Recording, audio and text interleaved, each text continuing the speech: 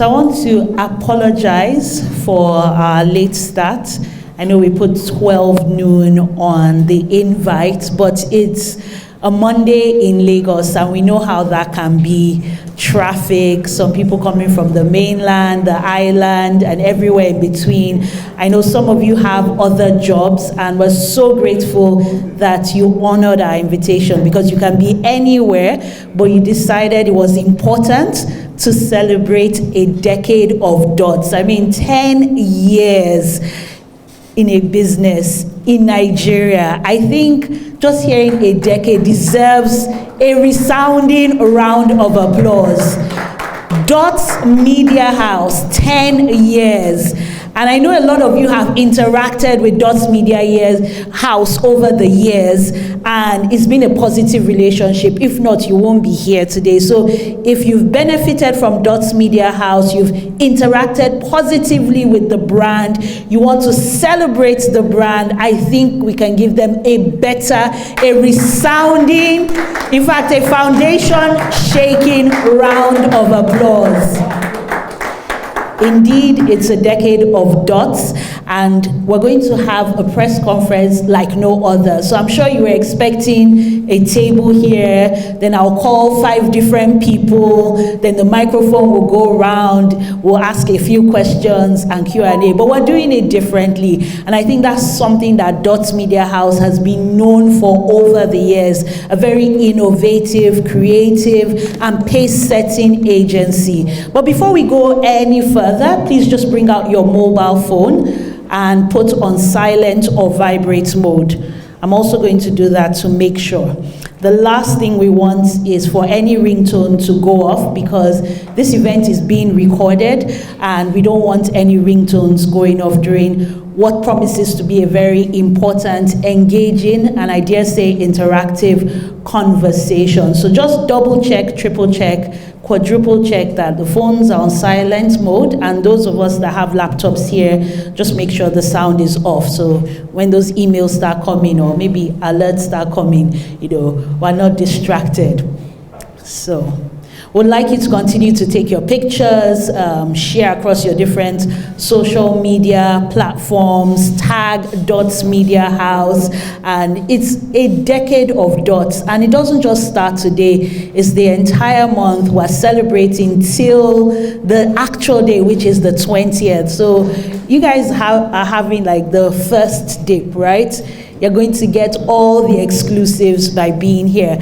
So I won't waste much of your time. It's going to be a conversation with the founder and CEO. All I'll just say is to pay attention, to follow the conversation, so that way you're able to write your stories. And even after we have this conversation, there will be an opportunity to have individual interviews by our branded backdrop on the left-hand side. So that you don't ask the wrong questions or something that has already been answered, just follow this conversation. There will be Q&A, a general one, and obviously the one for the individual stations. My name is Isabella Adediji, and it's my honor to be the MC for this event. I hope that you'll be as engaging, you'll ask questions, you will applaud, and you share in the excitement of 10 years. So I'm now going to invite the man behind the DOTTS. He's the one that has made it possible, together with the efforts of his team, for a decade. And with companies, it starts even before it's registered. So he's been doing this for over 10 years. And I want us to just appreciate him with a warm, resounding round of applause. The founder, the Chief Executive Officer of DottsMediaHouse, Mr. Tiwalola Olanubi, aka TJ Dotts.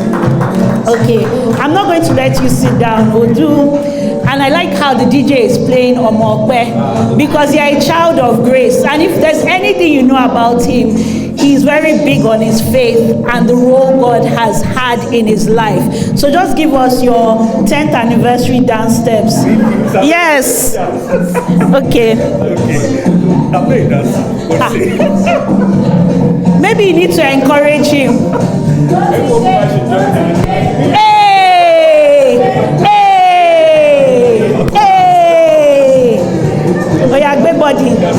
shoulder. Hey, hey, hey. You know what he's doing? He's rich man dance. You don't shake too much, you know. Thank you. Let's give him another warm round of applause. All right. Thank you, Mr. DJ. Please, I think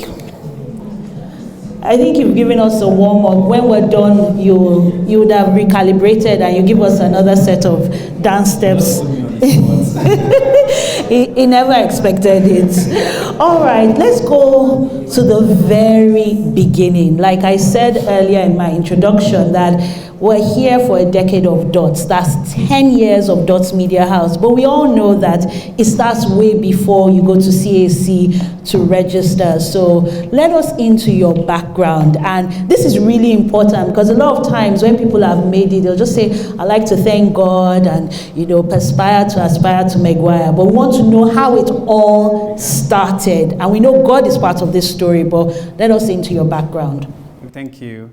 Thank you to everyone for joining us. I think that this morning when I walked in, because we've been planning this decade of DOTTS celebrations for like maybe 2 months, and this is supposed to kick off the activities towards our celebrations. And just waking up this morning and coming here, right, feels very surreal. The fact that this is 10 years now. For many people like me as well, like things started out as a hobby, right, and you never know what exactly you're supposed to expect or like how it will turn out and everything. So I wanted to say first that I'm just really grateful for what we've become, right? And as we have this conversation, we're going to be able to tell the story. For me, like I was born into a family of entrepreneurs. Like my parents have been entrepreneurs. And I think my mom in particular was my biggest motivation because she was just so hardworking. And as diverse business, as at that time, they didn't maybe call it serial entrepreneurship, but she was a serial entrepreneur, like running a bread bakery, for example, supplying schools with school uniforms, like just different businesses. And I would always follow her sometimes to do all those things and all. So I would say that that was my first motivation or entry or foray into understanding the idea of entrepreneurship or what I would really be in love with. But just to fast forward into like my university days, I studied in University of Lagos. Again, just like almost everybody that I've met, what we studied in school is not what you're probably doing. I studied quantity surveying, for example, and as at 100 level, I already knew this is not what I was going to do. Like it was very boring. It wasn't something that was interesting to me. And it was a 5-year course. So as at 100 level, I already knew that I needed to start to look for my journey or like find my purpose, kind of. And in my Unilag days, from the get-go, because I dressed very well, right? This is later now that I'm in retrospect. Because I dressed very well, I became quite popular very fast in my faculty first. That's Faculty of Environmental Science. And then eventually, a lot of people started to call me up to do, as at that time it wasn't called PR, or I didn't even know what it was called, but to promote like events on campus. So a brand wants to come into school, they want you to wear their publicity shirts because they know you are popular, you are influential on campus. Once you wear the shirt, people will come for the events. So that started off from that. I again joined a social club called Fuse Entertainment, and that was when I started to really promote, right? So I promoted like clubs, I'll promote events at those clubs, promote like new SMEs and all this kind of stuff. Then in 200 level, right, as a 200 level, I was already certain that I was going to do something around marketing or something around promotions. And God's great ways of doing things, right? BlackBerry was coming to Nigeria. God, like, shout out to a guy called Sheun Oshineye. He found out about the opening that BlackBerry was coming to Nigeria, and they were going to go about it in the unconventional way of picking ambassadors. What other brands would do would be to pick musicians, footballers, and all that to represent them. But for BlackBerry, they were going to pick people that were influential on campuses. Again, because their target audience was students. Most people that were using BlackBerry devices and were spending money on that were students. So they were going to go in that strategy where they would employ influential people on campus to be the ambassadors. And so through a process of, I think, 3 stages, 10,000 applications from different people, right, I became the first ambassador for BlackBerry in 200 level. And for the next 4 years, what happened was like creating awareness for the brand. Their BlackBerry 10 devices would want to come out. We were given like 3 months before to review it and to create a strategy around how it should be promoted to the audience, right? So for the next 4 years, that was what really built my knowledge and my experience of media, right? In my final year, I was already certain that I was not going to work anywhere. I was just going to go on and create media. But one thing happened that was also crucial for me in the journey was the fact that just before I started the business, right, I realized that you can have the knowledge of the craft of what you want to do, but running a business is a different ballgame, right? You need management, micromanaging people, finance, just the different aspect that wasn't so interesting to me as at that time. So what I did was to intern. So I interned 6 months at a company called Redbox Africa. They are the owners of Pop Central now, which I was privileged to be part of building as well, right? So I was there for 6 months and I learned from Yinka Obebe and Bola Yinka Obebe, who were amazing entrepreneurs. Just after that was when I was able to move into creating Dots Media and then begin the journey. Wow.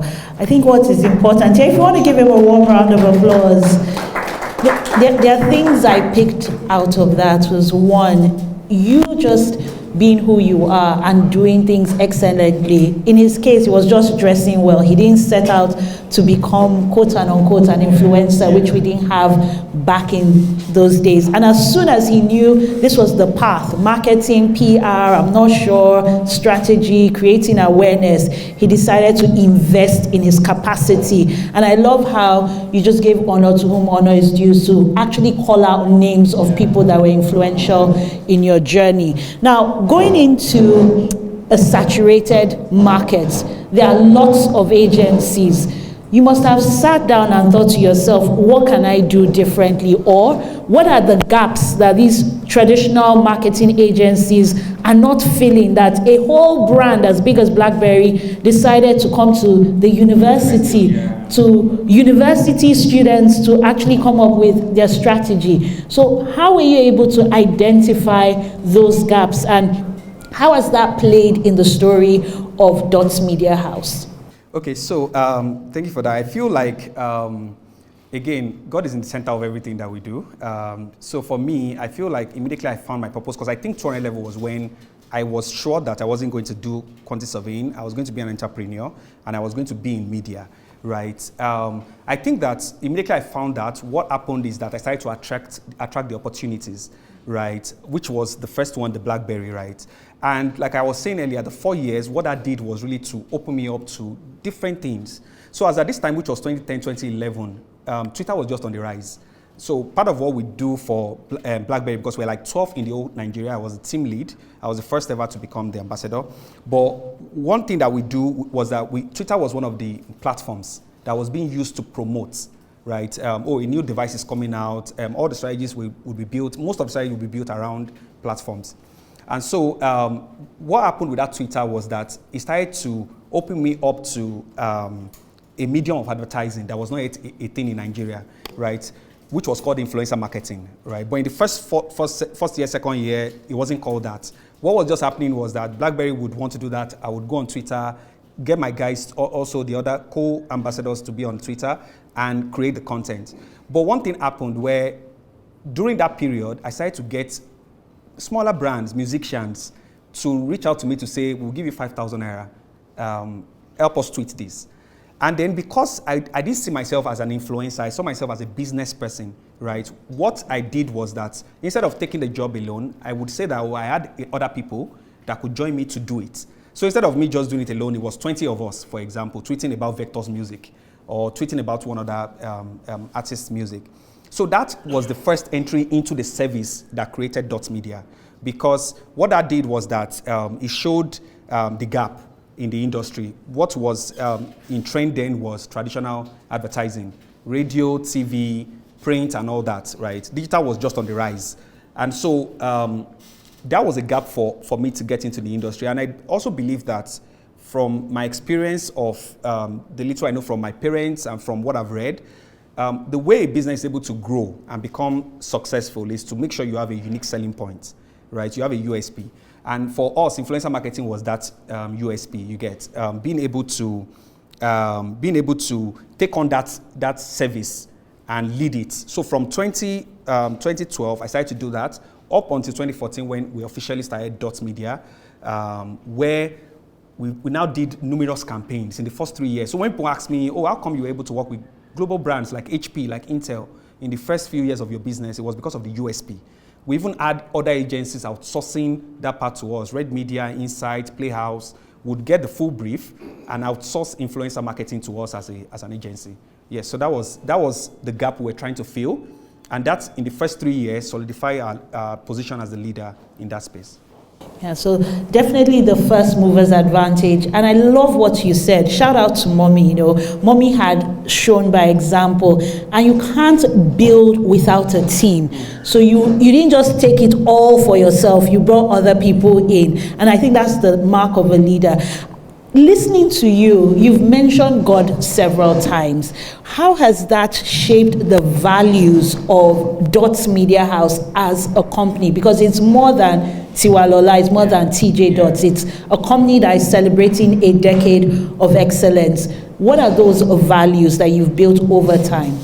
Okay, so this is very important to me. I feel like in the business terrain of, I don't know if this is Nigeria alone or it's even across the world, but it's very unrealistic when you see businesses that actually like pray in their business or like involve God like vocally, right? But for us, like because my background has obviously God has been in the center of everything I have become, right? So for me, like with whatever I was creating, I was going to be dependent only on God, right? One thing that was certain for us in our business also as we grew was that we were not interested in doing anything that has to do with being illegal or going by the side or anything that is not the right way. So for me, planning can only go away, right? Sometimes you plan and then it doesn't go the exact way you want to go. So what we do is that, or how we think is that we focus on the work that we have to do. We have the expertise and all that. We do what is in our control and then leave what is God's to do.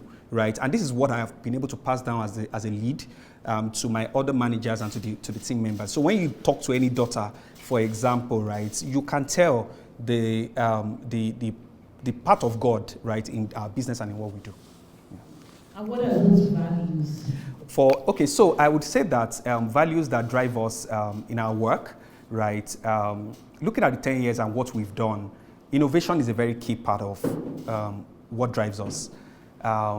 We don't do things the normal way, right? We don't do what, if we can see that someone is already doing something one way, that means that there's a gap for us to be able to fill, like another gap you get. And when you look at innovation, the only way innovation works is for you to create something new, right? So when you look at everything we've done from products like the NIMR, for example, the first ever report on influencer marketing, we're the first to ever do it. A lot of other agencies were doing seminars, were doing conversations, right? What we did was to do the first report on influencer marketing. When you look at hosting, like just different projects we've done, creating TrendUp, for example, right? And the way we've gone about delivering what TrendUp stands for, being the home for content creators, right? Or when you look at the campaigns that we do, we are always reviewing and coming back and saying, this is a brand called Adidas. How do we help them to reach their audience in a different way? How can social media management be done differently,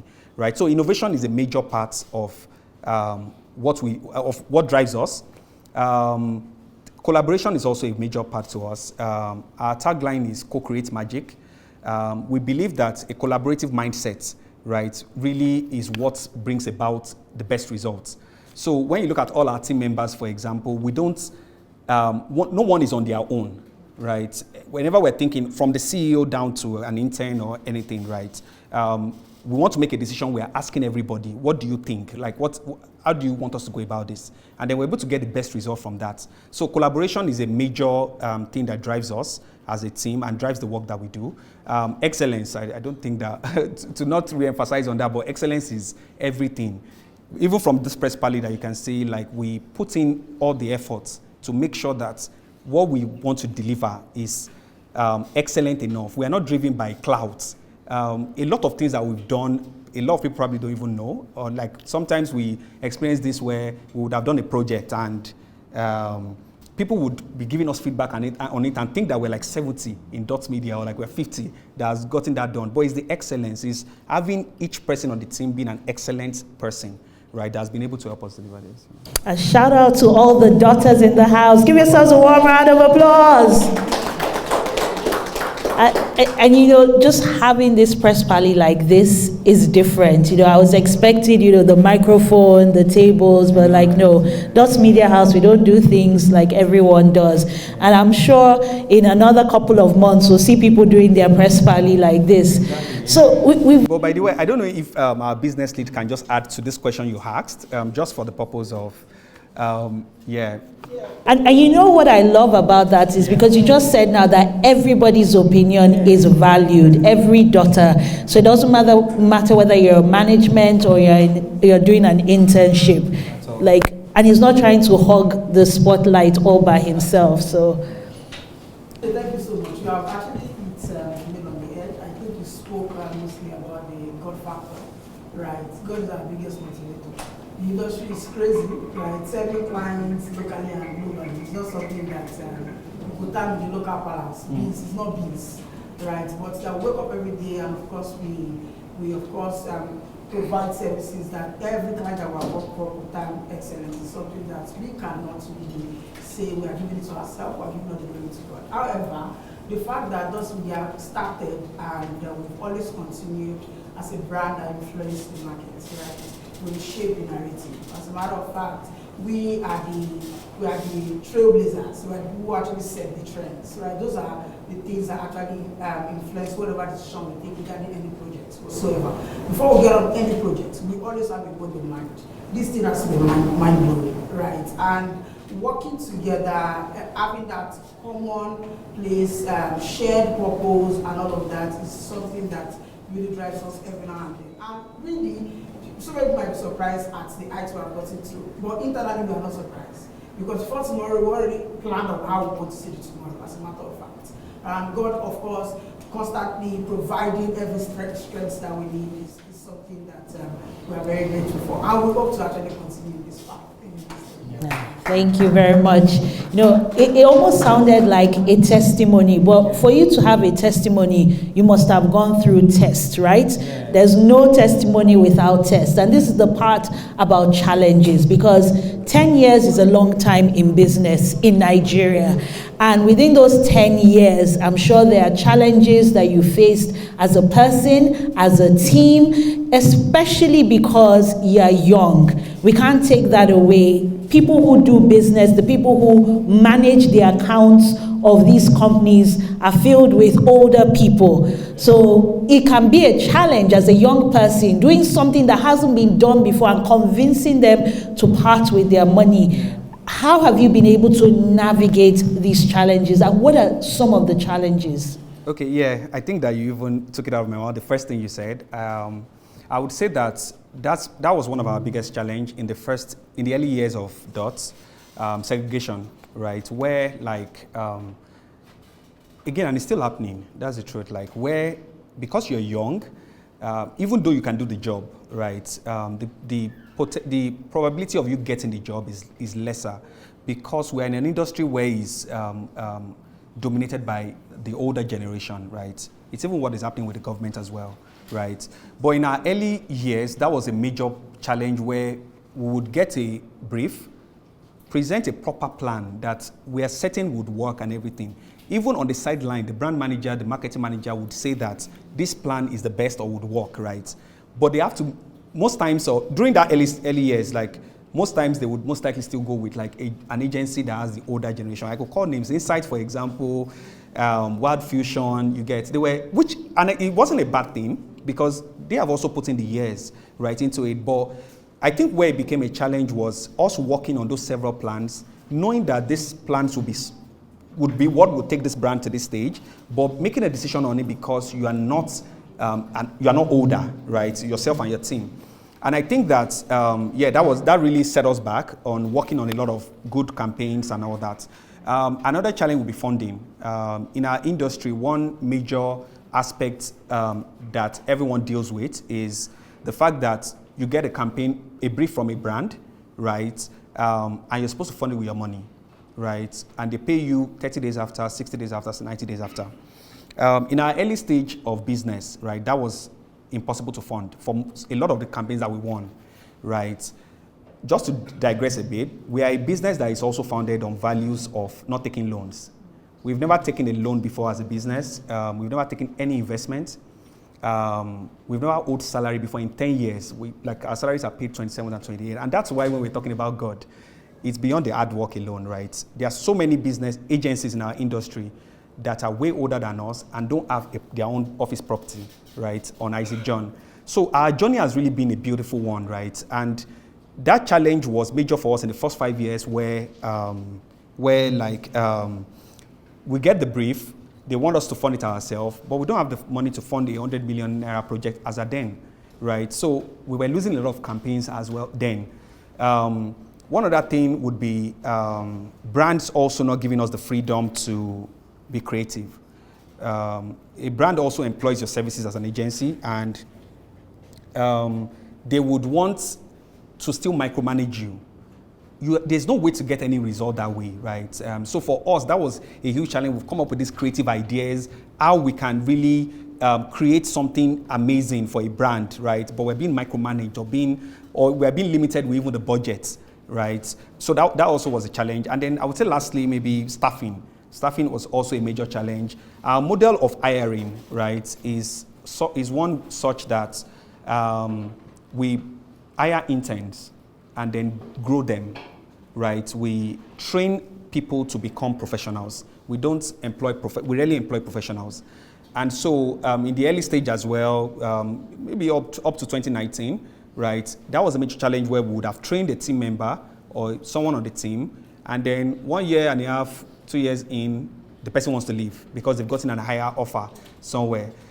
So that was a huge setback. I think we're able to get that right from 2019 when we brought in our current business lead as an intern who has little or no knowledge of digital, but his growth and his drive in the company has been so amazing, and that has trickled down to all our team members, and we've just been able to have team retention from then. Well done. I'm going to move on to something that, and I want to get the pulse. How many of us know DottsMediaHouse as a digital marketing agency? Okay, press. Okay, nobody's raising their hands. How many of us know DottsMediaHouse for things other than digital marketing? Like, do you know that they do full-on advertising? Let me see. Okay, just one person, that is 2 people. So there are people here that probably still see DottsMediaHouse as this marketing agency at the forefront of social media, digital marketing, anything online. But the fact is, over 10 years, you've grown. I mean, you're operating in 2 regions, but 11 markets. So DottsMediaHouse has presence, not just in Nigeria. So how is that? Just to add to that, right? I feel like the survey you just did now is a testament to who we are. So I even really love that because we are really focused on the work. Like when you check anything you've seen online as a credit has been gotten genuinely. We do not do any form of, we are very careful with positioning and PR, right? We want our work to be seen than what we've done. So if I mention brands, I don't know if you were going to ask that, but campaigns we've done, for example, handling cheaper cash work or campaign in over 12 markets, right? Uganda, Kenya, Nigeria, South Africa, the UK, right? Signing Burna Boy as their brand ambassador. the feedback we've gotten from that is that Chipper has been the brand that has used Burna Boy the best way as an ambassador across Nigeria. The Bank on It campaign ran for 2 years, right? So we've been working with them for 4 years, for example, handling everything, 360 marketing for them. Working with Adidas, this is your own campaign. Pepsi, for example, our longest standing clients under SBC brand, right? Done several campaigns, Nigeria All the Way, Corporate Elites campaign, all their December events where they sponsor all the major events in Nigeria. But we are so focused on the work, right? It's even possible a lot of people will pass on this road and not see DotTS. We are very strategic with that. Like we want the right people to know us, like the brands, the people that need our services, and just all that, yeah. Yeah, and the fact that people don't know this much, I'm so glad that you're actually, for the 10th year anniversary, telling your story. Because a lot of times, if you don't tell that story, someone else will tell the story for you. So thank you for making the exception to, what I would say, blow your trumpet. Because if you've done a lot, people should know. And at a milestone age like 10. So let us know how you went from, dealing with challenges of finding a budget to run 100 million naira digital marketing campaign to being a full-on 360 degrees marketing agency where budgets are going into billions. And like you said, with that example, you're working in different countries. So, again, when I started off, like I was sharing earlier, that when you start something as a hobby, you really don't know where it's going, right? You're just going with the journey. In the first 3 years, we're focused fully on influencer marketing. But like I said earlier, we also don't do things just for doing sake. The demand, growth, whatever growth we experience is because of demand, right? So in our 3rd year, for example, we started to get a lot of the brands that we do influencer marketing for, because we do it excellently well, started to ask us that, oh, don't you do social media management? There are things that we do, but we don't really, like, as at that time, we're not yet with that vision to be able to say, oh, we are going to, but the demand was what really pushed us to transition into becoming a full-blown digital agency. And so from 2017, we became a full digital agency, and we're handling just everything, social media, everything under digital marketing, social media management, sponsored ad, programmatic ads, just different kinds of ad. And again, this challenge was still there, but as at the time we became a digital agency, we're starting to get brands that was willing to pay upfront, right? So we're being able to have funds now in the company to fund other campaigns that was running. And then, just like I said again, in 2019, we decided that it was time, because when we became a digital agency, our vision had metamorphosed, right? And we realized that we're going to be able to compete on the highest level. And so as of 2019, we transitioned and blossomed into a full 360 marketing agency. And it's just been a beautiful journey from that stage. Like, we've done several campaigns, internal projects that has just brought us quite a bit of profit, has helped us elevated the brand, increased us in size, asset, and all that generally. Yeah. Brand small. Name drop. Well, who call it clouds? But give an example. You've taught us something. Now we need examples of some of those successful marketing campaigns, whether digital, traditional. Yeah. So I would say that, especially in the last 5 years, which was our growth stage in particular, right? One of our strategies of being able to become excellent at what we do and also being able to grow into where we are now was to strategize around working for global brands. And this is brands that are outside Nigeria trying to penetrate either Nigeria or the African markets. And the truth is that with those brands, they are able to bring international currency, right? And so, like I shared earlier, for example, working with Chipper for like 4 years, a fintech brand that is a unicorn brand. Unicorn, like, they are one of the top 5 unicorn brands, and we've handled everything for them in terms of marketing, signing brand ambassadors like Burna Boy, Patrice Evra, and Kasime, Black Sheriff. You get, once you sign those ambassadors, we're doing all 360 marketing, TVC production. We've produced over 25 TVCs. Who knew this? Did you know that Dots Media Yeah. has produced over 25 Yeah. TV campaigns? That's just for one brand, yeah. And that's just for one brand. I think this Yeah. brand deserves a one round of applause. Yeah. Come on! Yeah, being able to do that, again, in these other markets, being able to like deliver those services for them. A brand like Talent Up, for example, is a Barbados brand, right? And they're looking for tech talents in Nigeria to get second citizenship in Barbados, right? Because of their technical skills. We're able to work with them and handle everything 360. Brands like Royal Mile, that is an Indian brand, for example, Royal Mile whiskey, right? So just to mention, like those international brands were our strategy, so we're not always looking for brands in Nigeria, right? Because the competition is huge here. And one thing about us also is that as we got into our second year, our second stage, right, which is the last 5 years, we stopped pitching. So we rarely pitch for businesses, right? The normal standard in the industry is that a brand calls for different agencies to pitch. But honestly, like when we look at it, our team members put in too much work on that, and you might eventually not get picked because sometimes the brand already knows who they want to work with. So we stopped putting our team through that. We re-strategized and we're focused on landing clients internationally more than Nigeria. And again, that's why that has helped us in an economy like this that we are in, which we're already at the stage again where we're strategizing towards the next decade.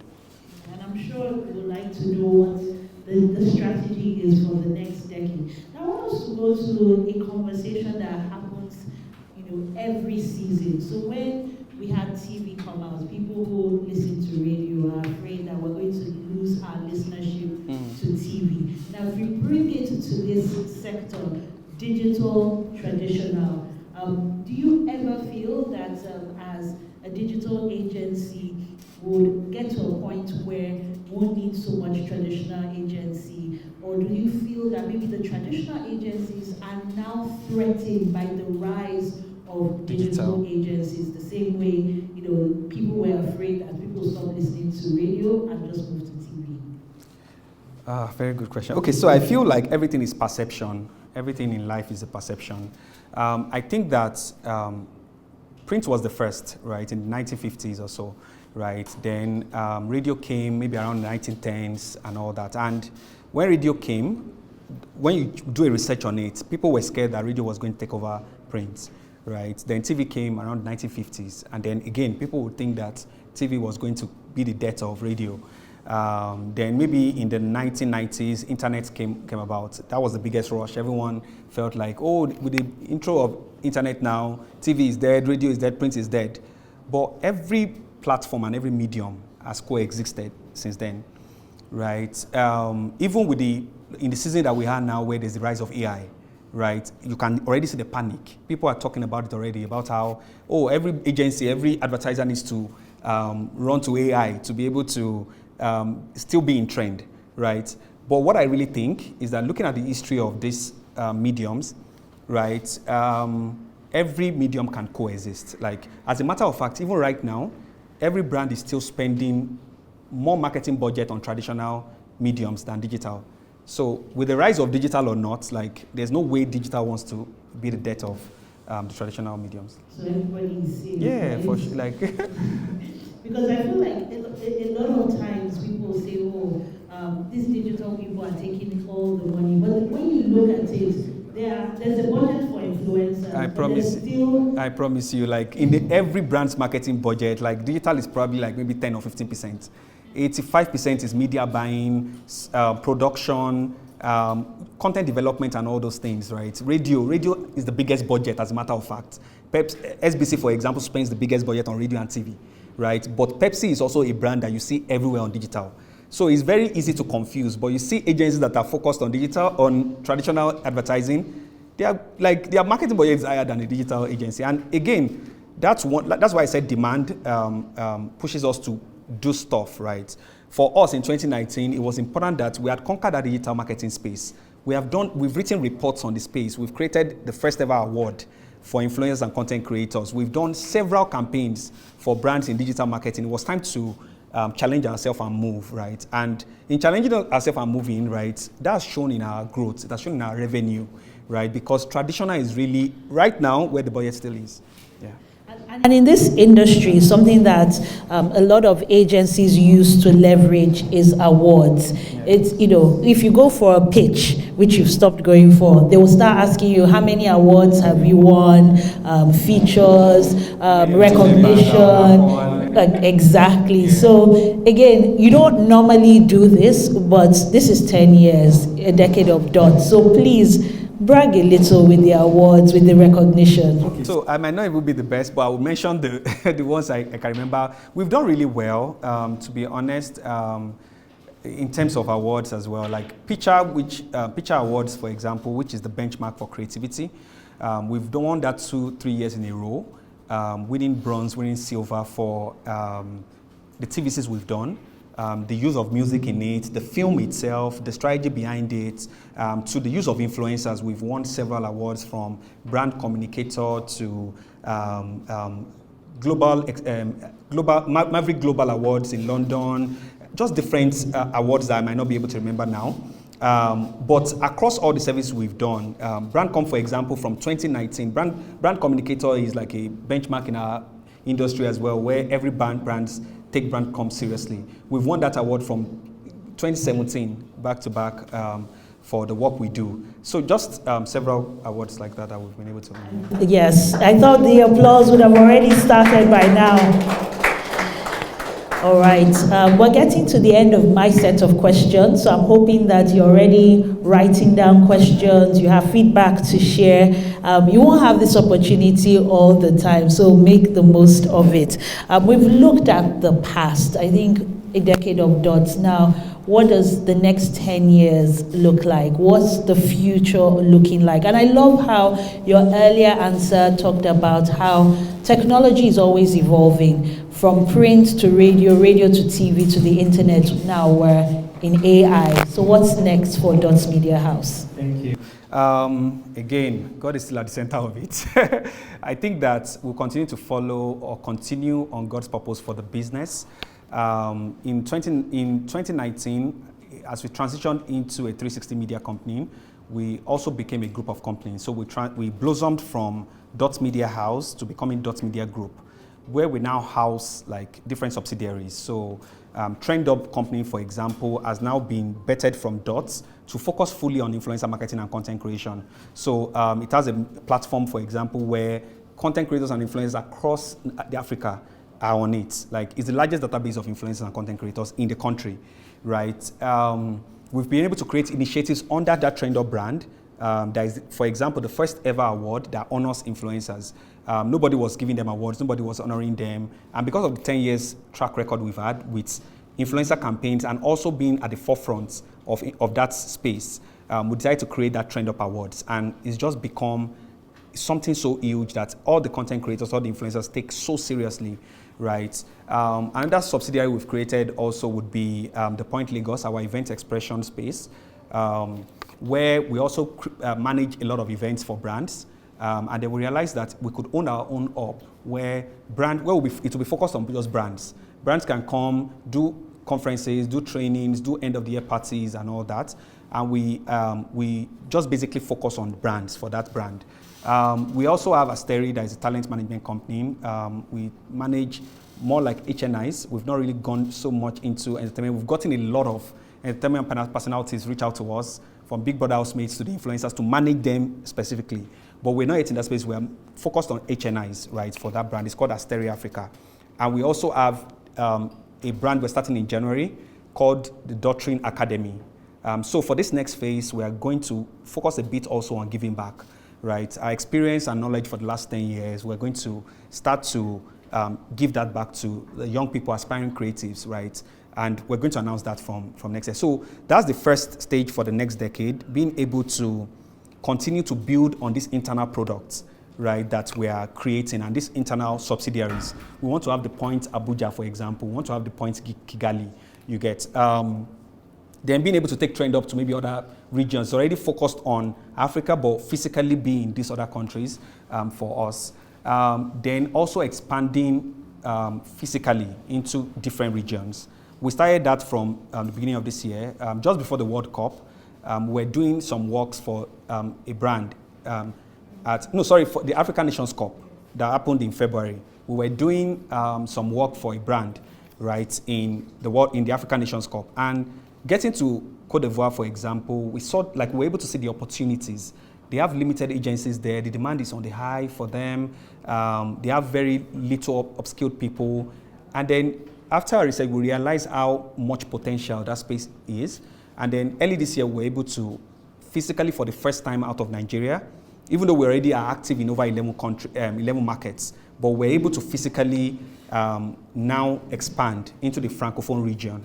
So we're now physically in Cote d'Ivoire, and then we're able to service brands and projects in neighboring countries like Mali, Senegal, Burkina Faso, and all the Francophone regions around. So for the next decade, we continue to expand this space, and most likely also expand into the Middle East, right? For us, like expand into Dubai, Qatar, and Cote d'Ivoire. For now, those are the two major regions that are very important to us as we expand. I would say those are and then the giving back part is very important for us this next decade. Youth development is very important to us, and also helping people to learn more in this media space, advertising, digital. We're going to do a bit more on that region. You already went into my second question, which was going to look at the Francophone expansion. But I want to take you back to that question to just tell us, or maybe one of your team members can say what the vision and the mission, because you've spoken about a group of companies. So what's the vision and mission? For the Francophone region, so for DOTTS as a whole, right, our vision generally is, which we're already living, thankfully, like, again, it takes some companies more than 10 years. It takes some companies lesser, right? But we're happy that at the 10th year, we're living really our vision, which is to really become a pioneering force in African media, not just Nigeria. Like any brand coming to Africa to target an audience or to launch anything, right? We want to be the go-to guys to help you with the pathway or the blueprint of how you should be able to launch in any country in Africa. It can be Rwanda, it can be, we have the expertise for that, right? So in terms of like our vision for what we've done with the Francophone region, which is the different from the Anglophone region, is to be able to continue to live that vision, right? Penetrate that region and the dynamics in Francophone region is different. Once you're functioning in Cote d'Ivoire and functioning properly, all the neighboring countries tend to work with you, right? So with what we're about to do in Cote d'Ivoire, what we've started to do in Cote d'Ivoire, we're just expecting the next 2-3 years to blossom for us in that region. Wow. My final question before we open it to the audience will look at the CSR. What are the activities beyond this press party to mark 10 years, a decade of DOTTS? Okay, so I might not be able to say much about that yet because we're still planning, but in terms of the 10th year anniversary, we're going to be doing a major CSR project in the first quarter of next year, which would most likely be what seals our celebrations, right? But we're in plans. It's a huge, again, like we already said, we do things differently. When people say it, then that would be, because we're very intentional about these celebrations for the 10th year. Again, we sat down and thought about it very well. Do we need to make noise? Do we need to say anything, or we'll just continue to be quiet? But we thought it was time to really tell the story. And even though we're starting with this activity for the next 20 days, up until December 20th is our actual anniversary day, we're going to be doing a lot of activities that will really tell our story. And the CSR we're going to be doing in Q1 as well would really be connected to our story. But in the past, we've been very strategic with CSR we've been doing, right? Like I said, youth development is very important to us. And we've been able to do projects like bringing Canva, the global software company that helps graphics designers and creatives to leverage tools, right? We're able to bring the management of that great organization from Australia to help to train creatives on the use of those tools, right? Another CSR we've done, for example, is creating a 3-year initiative called the Youth Day of Service with Leap Africa. Leap Africa is a 20 years NGO, right? We created the idea with them. It's now Pan-African, right? Over 70,000 executions done. Youth Day of Service basically pushes every young person, right, to get involved, right, in the development of Africa.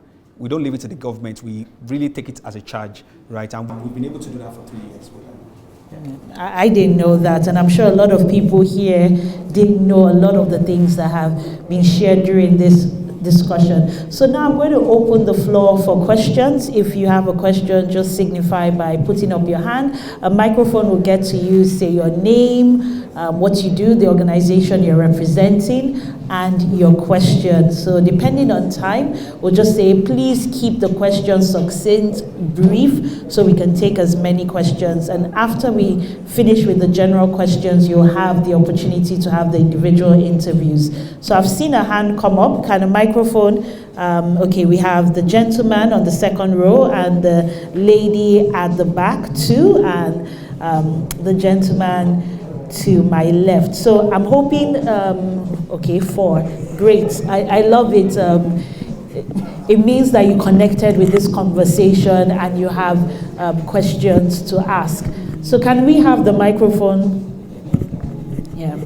We can start with this gentleman, since it's closer to the mic. Good afternoon. My name is Robert Egbe and I write for Nigerian Current.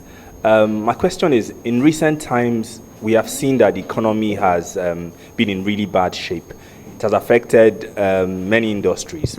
So what do you think the government can do? Because I'm sure it must have affected your industry as well. What are the things that you feel that the government can do? What ideas can you suggest to lift the economy and also lift your industry as well? So we'll take a second question and we'll do it in batches of 2. So there's a gentleman in black. Can we just bring the microphone? So we'll take this side of the hall and then move to the other side.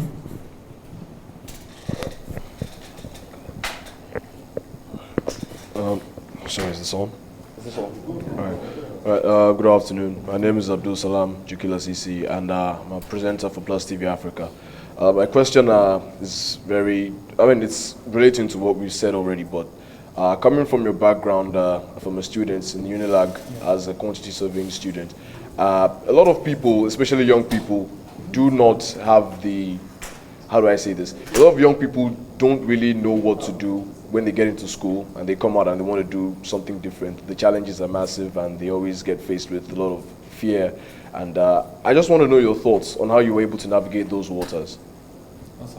Okay, thank you. I just want you to build on that first question because you're operating in 2 regions. Are there things that maybe the Francophone government in Abidjan or in Cote d'Ivoire is doing to enable the creative sector? And are there lessons we can draw from? So the question on what government can do here, and I just added to that, and also that student experience where people are just not sure of what to do and the kind of guidance they can receive. Okay, great. So I think that the government is a major part of everything, especially for business to grow. I travel a lot, and for every developed country that I've been to, like Canada, the States, everywhere, Dubai, for example, they celebrate entrepreneurs so much, right? In Canada, for example, if you start a business and you employ just 1 person, like the government is basically carrying you like egg, right? But it's in Nigeria where like you're a business owner, you're creating employment, building the economy with like what you're doing, and there's little or no support. Like I can confidently say in the last 10 years, there's not one support that I can say the government has done for the business, right? So for me, I would say that looking at the current economy, first, again, in particular to our business, right, it would be the USD, right? Because I think that that is having a lot of effect on or impact on our clients. Almost all the clients are having to cut off their budget halfway because look at the Pepsi, for example. In the last 2 years, the product has gone from 100 naira to 400 naira for the bottle. It doesn't even make sense to spend so much money on marketing when your product is 400, or there's no even money to spend on marketing. So how many agencies or businesses can be would that affect in them dropping that budget? So I would say that obviously, like the current state of the currency, it's a major part that needs to be solved. that would have a lot of effect on the growth of businesses, and also even allow other businesses coming into the country. Because the more businesses that come into the country, we have the population, we have everything working out right for us. If more businesses are able to come into the business. For example, we want the Twitter account to handle the marketing for Twitter, right, in 2021, right? But just because of what was going on in Nigeria, they decided to go set up in Ghana instead of Nigeria. Them setting up here would have affected our business and automatically affected the economy, or affected several businesses beyond just us. So I think the government has a huge part to play in that. But just to end this, I also feel like for every business, you have to start to think about other ways to deliver your service without thinking of the government, right? It's what we do as well. Like, we focus a lot on our internal products. The more we build our internal product, the more we're able to create more revenue for ourselves without having to depend on the clients or the brands. So that would be my closing for that. Then for the question on while I was in school and because this question is so real, I feel like with my mentees, it's something that I help to help them understand very fast. One major thing is mentorship. Like, young people don't understand the purpose of mentorship, or a lot of young people don't. Let me say, well, of course, not all young people, but mentorship plays a huge role in you finding your purpose, you being able to fasten your journey to where you're going, because someone has done it before. Like, you're able to avoid the obstacles, or what they did that was right, know how you want to do it differently. When I said just now, I went to do an internship before I started my business. A lot of young people just want to run into business now, just start a business and move, right? And that's why in 2-3 years, a business is not sustainable, or the business has gone bankrupt, right? Or even at the age where we are now, where people are more bothered about raising investments or collecting funding than really building a profitable business from scratch, right? For me, during my BlackBerry days, I was opportune to meet someone called Adebola Williams, who is the owner of Red Media. And in the last 10 years, he's been crucial in my journey. The learnings I've gotten from Adebola Williams, especially my first 5 years, because as I go into my next stage, I became very solid. Like, we became more friends than even mentor-mentee. We've had a fantastic relationship. But that was crucial in my journey in building DOTTS, just being able to have a brand to look at, and a brand to leverage what they're doing and see what they can, what they've become, right? So Adebola Williams was more like my career mentor, right? And also having Sam Adeyemi, who is my pastor, be my spiritual mentor as well, right? Who is a business leader. Like, his acumen of knowledge on business is huge. And I think that knowledge gap is what really will help young people, right, to find their purpose very fast before leaving school, because the earlier you can get that purpose right?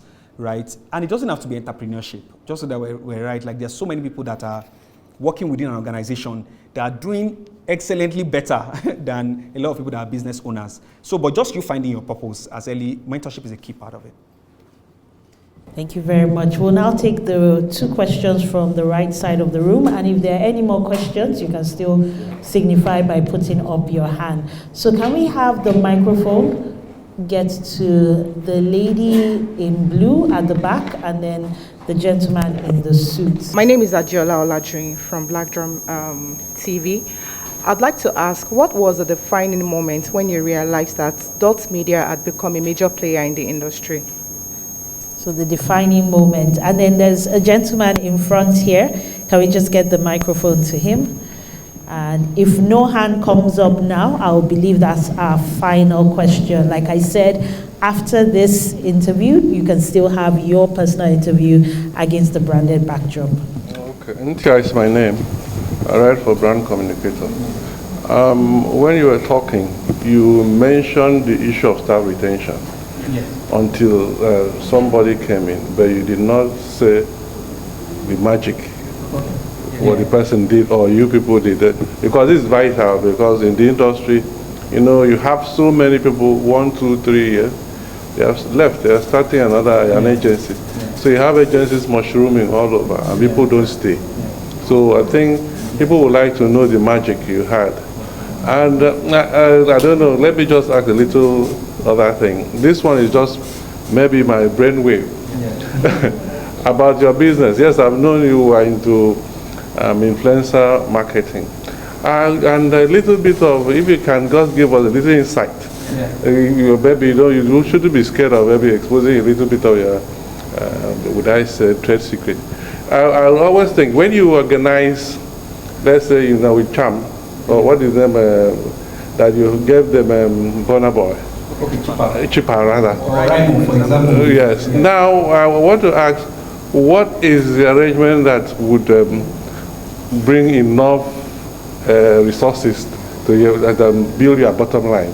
What is that arrangement like? Are you paid? Yeah. What is the arrangement? Are you paid only for that person? Okay. Are you? Is it one-off payment? Then what happens? Do you have the right, if for any reason, to tell the person to pull out, and the person dump you and follow them and continue? Those are the kind of things we just eliminate the understanding. Thank you. So we'll start from the first question, which is that defining moment that it went from being an idea to being a force, and then to the gentleman's questions on staff retention. And I want you to also build on that, because apart from people leaving the agency to start other agencies or going to client side, we have Jackpa. A lot of people are leaving the country, so you're also dealing with that. You're not immune. And then, just like he said, when it comes to these talents, whether you're paying monthly, yearly, and whether the contractual agreements can just protect you, or they can just make up their minds like, we're not doing with DMH anymore, and we're moving on. Thank you. Okay, so for when I knew that DOTTS Media has become a player in this industry, I would say it was in our first 3 years. Like I said, we started off with a unique selling point, right? Once you get into an industry and you're not scrambling for competition, right, you move quite fast, right? And I think that that's what God gave us, right? Being able to be the leader, the forerunner of influencer marketing in 2014, right? Like I shared with you, beyond us getting the work from the brands, even the existing agency that were 10 years, 20 years were outsourcing to us, right? So I would say that between that 2014 and 2017, the kind of campaigns we worked on really put us in the spotlight, right? To the right people. Other agencies knew us, brands knew us. Those are the most important to us, right? And at the point where we released the first ever report for influencer marketing, which has been featured in the New York Times, featured in different platforms. If you check online, Vanguard, Guardian, every platform has that report. It was a disruption, right? Because that was the first time a report was being done on a space where people didn't really understand, right? People were still trying to understand these social media platforms, Instagram, Twitter. There's something called content creators now, Skitmake, all those things, right? Or being able to drop that report, right, solidify who we were. Right, and to us, like, we also grew in terms of revenue from, I remember, like I said, I being offered just me, 5,000 naira, to growing to getting to be paid 1.5 million for a campaign and saying, oh, just 20 people would work on this for 2 weeks and they will be tweeting and posting. That was the first early stage. Growing to getting to 6 million, you get working with Etisalat, for example. We worked with Etisalat for 1 year before the transition into 9Mobile, and we handled the digital marketing for Etisalat becoming 9Mobile, right? I remember having that conversation, and the budget that was spent for that campaign was something that if we had mentioned what we wanted to take, we would have shot ourselves in the leg, right? But in the conversations, they were even the one that said, oh, this is the budget we have to spend, and it was just ridiculously high. Like, we're like, that's where you realize that, okay, we are now a player in this space for us. To answer the second question about when we got it right with staffing, I will let him speak. I think he was the one that spoke earlier, but I would let Bright and Omolola speak about like the team members part. But I think that from the top of my mind, being able to get this person right, trickles down to everybody. And it was a leadership thing. Again, when I get feedbacks now, I realize that it was a leadership thing. But beyond just even the leader, right, getting it right with passing this thing on or the involvement, the person themselves has the drive and having the leadership skill. So now from that person, we've been able to have everybody be a leader on their own, whether you're an intern or you are, because we're watching each other and looking at the next person, everybody's building themselves to be a leader on their own. For everything we've done, we are less than 20 in the team. Again, like I shared, you will see a lot of agencies that have 70 people, 80 people, but are not doing as much work as we're doing or doing the great things that we're doing. So we're very, like with the team members, hiring is very, very, like it's something that we are very careful about. So I'll just let Bright and Omolola, who is the business lead and one of our senior account manager. Omolola, for example, is someone that I was on Instagram, and there's a platform called Life with Linda, right? And I saw a comment on, Life with Linda is a platform that reviews creative content, TVCs and all that. And then I saw a comment on the post, right? And from just seeing that comment, I knew that she was someone that would do well in our industry. She was still in final year then. And she has grown in, again, less than 5 years to become a senior account manager. And the work she's doing is in competition with people that are 15 years in other industries, yeah, in other agencies. Shout out! Please applaud her now. Why are you from Isha? Why are you from Isha? You did that. You did that. And shout out to bosses who also recognize female talent. I think that's very important. And you're not just doing it for diversity or inclusion. You're doing it because the person has what it takes. We will have more females on our team. Like it's always it's an important thing. Yeah. So, Omolola, do you want to say anything in terms of Yes, please. Thank you very much, CJ. Personally, I feel like for every organization, people who want to leave would leave, and people who want to stay would stay. I mean, look at Nigeria as a nation, for example. Some people have, made that decision to stay in the country, regardless of whatever is happening. And some people, even before the country got to this stage, even before everything got bad or worse, people have already, jackpot and left the country and all of that. So I think that staying with a particular organization or leaving is a personal decision to make. But for somebody like me, and I would say I speak for a couple of other people when I say that at DottsMediaHouse, the system is very, very different. TJ hinted something that, at Dots, we run, even though we have managers, leaders, and all of that, we run like a flat structure that allows people to also man or lead whatever project that is being, that is being sent to their table. So whether you're an intern, whether you're a junior graphic designer, whether you're a social media manager, the way we work at Dots is that once you have this account, ensure that you manage it end to end. And that's one of the things that gives, people the opportunity to show capacity, to show what they can do. And I mean, this is not something that you see in other organizations. There's just that hierarchy, there's just that tight office politics, and you just can't function very well. I mean, it's something that we do differently at Dots, and I would say that's one of the things that caught my attention, and I'm like, okay, yeah, this is where somebody can grow. And just like TJ had hinted on my story, I've grown ever since, from being an intern to now being a senior account manager. Probably if I was with other agencies, the office politics and then the tight structure would not have allowed me to spread my wings and all of that. And I'm not just going to say it's only me. We have like team members who started from really low positions or junior positions, and now they are doing very well. Why? Because whenever we get a project, we are not micromanaging anybody. We want to see you show that capacity. We want you to manage the project and show that you can do it, and that's something that has helped us to grow ever since our Dots. That's something we are doing beautifully well, if you ask me. Regardless, people would stay if they want to stay, people would leave if they want to leave. So I mean, it's not up to us to hold anybody down. So yeah, that's my contribution to that. Right. Oh, well done. Thank you. Please give Omolola a warm round of applause. All right, thank you. My story is quite a very long one, so I'm going to make it short. By just saying that we run our business with a mantra. It's usually on set, right? It's not visible on the walls and all of that, but we run it with the mantra of ensuring that the environment is cool enough for anybody to work. Right, it is cool enough that you wouldn't want to leave, as a matter of fact. And you spoke about jackpot. I think we've only experienced the effect of jackpot just once. And even the effect was not so much because the person is not even willing to go, as a matter of fact, right? So we run an environment where everybody is just an add-on leader, where they know that being here, I find purpose, I'm fulfilled, I feel like I'm valued. And one thing about the management of the company is that when they see that you run by the excellence that is in our blood, you are going to be valued for it. You are going to be celebrated, as a matter of fact. So you can see, it's giving us the room to actually speak. Not every CEO is going to do that.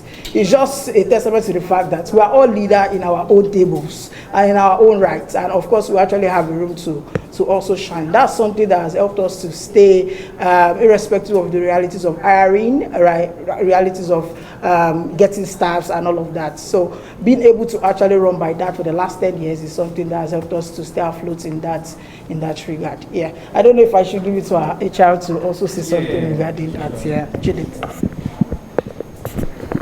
Okay, thank you so much. So I'm just going to make it short. TJ has given us the room, like every one of us have said. He has given us the room to take ownership, and that's why we run like a transformative leadership style. And in that way, we take ownership and drive results. So, yes, thank you, TJ. Thank you. Please put your hands together for all three of them. So it's not just what the CEO says, right? You can hear directly from the people who are part of the amazing team at DOTTS Media House. So this concludes our formal discussion here on stage. Okay, I was supposed to answer something, so sorry. Yeah. I remember you asked about the ambassador signings, right? Again, just before I answer that, I feel like I want to emphasize about how I hope I can tell that people can even see that we're so quiet about our achievements. Like, there's so many things we've done that I'm not even talking about, right? Just like my colleagues also just said, like, as the founder and CEO, a lot of people probably don't know my face, right? You can meet Bright anywhere. You can meet Remy, who is our growth director, and think they own the company, right? Sam, who used to be our COO, for example, and relocated based on what Sam was. You could see him and think he's the founder of the company, right? That's the model we run. We are not about the PR or about the popularity. And we have a phrase that says, for example, a business can thrive. A business can't thrive on popularity. Or a business can't thrive on popularity. So it's profit over popularity. Yeah, profit over popularity, basically. And that's what is most important to us in everything that we do. So to answer the question, it's a process, right? And we've done this severally, like I shared with you. Even Bonner has been signed for 2 brands. We've handled the ambassador signing for Oraimo as well, that is owned by Transion, right, for 2 years now. And there's a contract, obviously. So what our work entails is to manage the process. So we help with the conversation with the brand ambassador, share the deliverables that it would entail in a year. Most times for top ambassadors like Burna Boy, Patrice Evra, Ira Star, Simi, who are people that will sign for brands, right? It's a 1-year contract. They would not do a 3-month job or a 1-month job because of the level of where they are. If they are representing a cheaper, then that means that they won't be able to do any work for Flutterwave, or they won't be able to do any work for Piggyvest, Moneypoint, all those competitive brand. It's like, for example, a brand wanted to sign Arastar for, but they are in a sports space, and they wanted to do 3 months, but Arastar will not agree to do that because it just basically kills opportunity to be able to leverage on other people. So there's a process, other brands. So there's a process to it, a contract where it has all the detailed like deliverables. There's a fee to it, which I can share. I think for Burna Boy, for example, we signed it for 3 years, and it was a $1.2 million year annually, right, for that. We managed that process all through, shot like different TVCs, media buying, being able to amplify him in different African markets on billboards, radio, TV, then also signing local stars in those parts as well. Same thing for Raimo right now, having him as an ambassador, being able to amplify him in local markets, put him on billboards, about to shoot like series of TVCs, right, also for that, yeah. Okay, we have a question? All right, please can we get the microphone to her, and that will be our final question. Like I said, you can still have your individual interview sessions after this bit.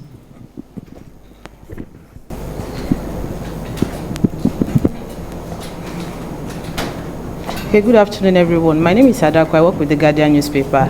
So I've listened to you brag about your big brands that you manage, the money you've made. So my question is on CSR, because we know the government can't do it alone.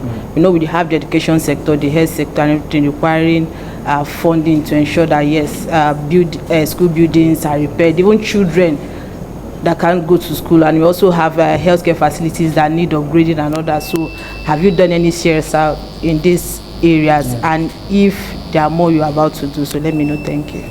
Okay, great. Like I said earlier, We are very strategic with how we do things. We don't just do CSR for CSR's sake. There are a lot of companies that are already sending somebody to school, you can get that everywhere.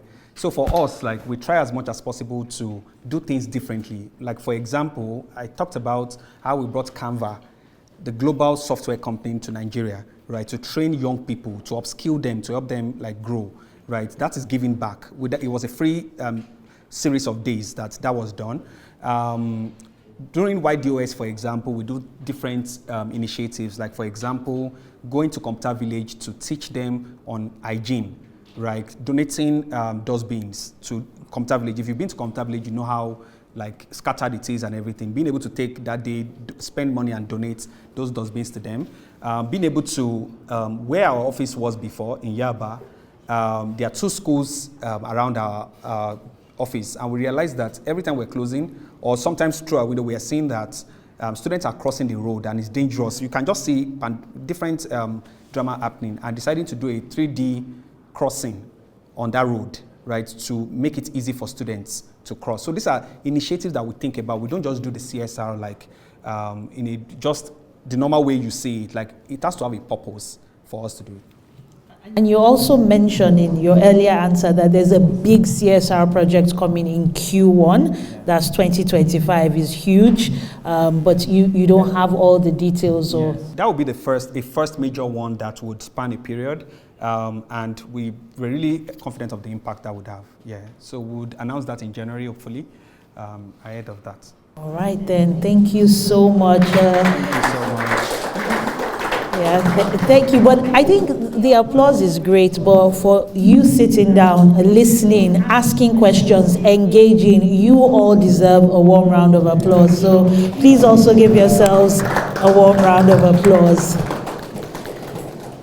So would like for media organizations who are still interested in having their private interviews to remain. We'll have all those interviews take place by the branded backdrop. Take a picture.